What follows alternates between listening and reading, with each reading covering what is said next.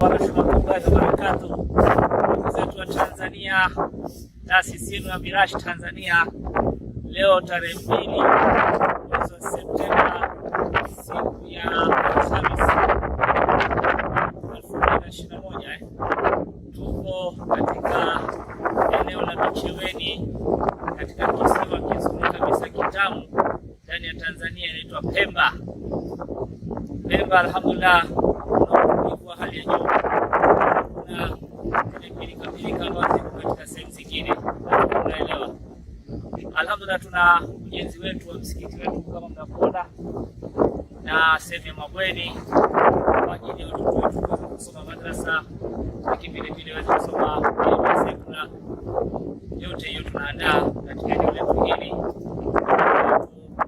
Waliokuwa hawana uwezo ndani ya kisiwa hiki cha Pemba watakuja kuchukua elimu hapa insha Allah.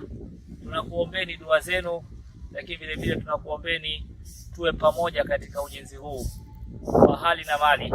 Allah subhanahu wa ta'ala akuwafikisheni, tuungane tuweze kufanya kazi pamoja.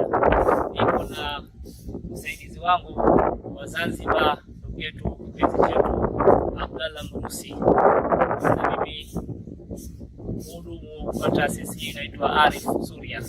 Jazakumullah khair wa asa jazaa fi daren. Shukran.